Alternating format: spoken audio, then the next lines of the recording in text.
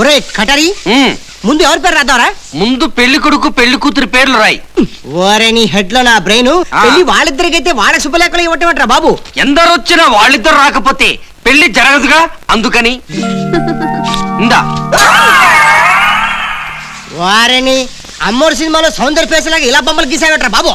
చటాకులో చెడుగుడు బొమ్మలు కాదు సింహాద్రి, ఎలాగూ పసుపు రాస్తున్నాడు కదా అని బుట్లు కూడా పెడుతున్నా అంతే. ఓ పని చెయ్యి, కొంచెం గంధం పూసి ఇవి పన్నీర్లో ముంచు. ఇవి పెళ్లి కార్డులు, మొత్తేదులు కాదు. నీ కట రండి రండి కూర్చోండి. కూర్చోమ్మా. అమ్మాయి పాపా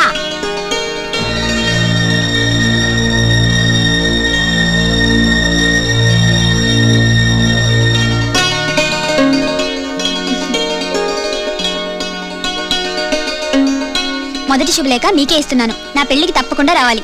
షూర్. వెళదామా స్వప్న? ఇంకా చాలా మందిని పిలవాలి. గుర్తుందిగా, నా పెళ్లికి రాకపోతే ప్రజా వైద్యశాల పెళ్లి మండపం అయిపోతుంది. జాగ్రత్త. పెళ్లి కుదరగానే స్వప్నంలో మంచి హుషారొచ్చింది కదా పిన్ని? పెళ్లి జరగబోతోందని ఆ అమ్మాయిలో హుషారొచ్చింది. నీ గతం తెలిసాక అతనిలో నువ్వంటే హుషారు చచ్చిపోయింది. పిన్ని ఏమి నేనేమన్నా తప్పన్నానా? వద్దన్నా వినకుండా జరిగిందంతా చెప్పావు. దాంతో అతనికి నీ మీద విరక్తి కలిగింది. మనిషిగా ఎంత గొప్పవాడైనా అతను మగాడే. తనిష్టపడిన ఆడది శీలం పోగొట్టుకుందని తెలిసాక ఏ మగాడైనా ఆడదాన్ని పురుగును చూసినట్టు చూస్తాడు గాని తాళిగట్టి అర్ధాంగిని చేసుకోడు. లక్షణంగా ఉన్న ఆడపిల్లలకే లక్షలకు లక్షల కట్నం ఇస్తుంటే పెళ్లిళ్ళు కాని ఈ రోజుల్లో ఇలాంటి గతం ఉన్న నీకు భవిష్యత్ ఎక్కడిదే? అయిపోయిందా? జరిగిందంతా ఆయనకి చెప్పకుండా దాచిపెట్టి పెళ్లి చేసుకుని సుఖపడాలన్నా కోరిక ఆశ రెండూ నాకు లేవు. అయినా బతికే వద్దనుకుంటున్న నా భవిష్యత్తు గురించి నువ్వెందుకు బాధపడతావు? ఇంకెప్పుడు నా పెళ్లి గురించి నా సంసారం గురించి ఆలోచించకు. డాక్టర్గా ఎంతమందికి ఎందుకు ప్రాణాలు పోస్తున్నానో తెలుసా? భవిష్యత్తులో నా జీవితం నాశనం చేసిన వాడి ప్రాణాలు తీస్తే ఆ పాపం నా కట్టకుండా ఉండటానికి. వాడిని చంపి జైలుకెళ్ళాకే నాకు మనశ్శాంతి. నాకు నా జీవితం మీద కంటే వాడి చావు మీదే కోరిక ఎక్కువ. ఈ జన్మకు నా మెళ్ళో దీనికి తప్ప తాళికి చోటు లేదు.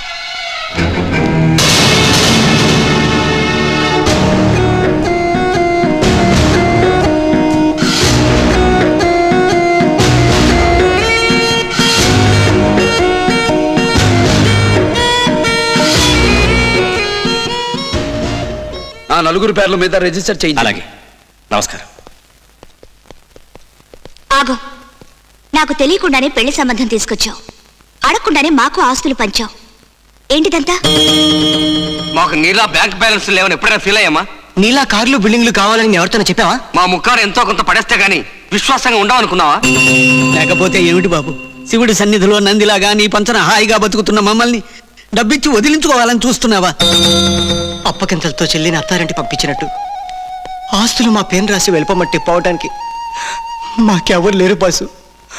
అమ్మా నాన్న మించిన ఆప్తుడివి, నిన్ను వదిలి మేము ఉండలేవు. మాకు కావాల్సింది నీ అభిమానమే గాని ఆస్తులు కావు బాబు. ఆస్తుల్ని అయిన వాళ్ళను త్యాగం చేయడానికి నేనేం గౌతమ్ బుద్ధుడిని కాదు. కలిసి బతుకుతున్నాం, కలిసి పైకొచ్చాం. కానీ నేను కార్లలో తిరుగుతున్నాను, మీరు డోర్లు తీసి నిలబడుతున్నారు. నేను యజమానిలా పై అంతస్తు మీద నిలబడున్నాను, మీరు కూలీలా గుమ్మం దగ్గర కూర్చుంటున్నారు. ప్రతి మంచి పనికి నాకు శత్రువు పెరుగుతున్నాడు. ఏ క్షణంలో ఏం జరుగుతుందో తెలీదు. ఒకవేళ నాకేమైనా జరిగితే మీరు అనాథలు కాకూడదనే ఆస్తులు పంచారు. అంతేకాని త్యాగాలకో మెహర్బానీల కోసమో కాదు.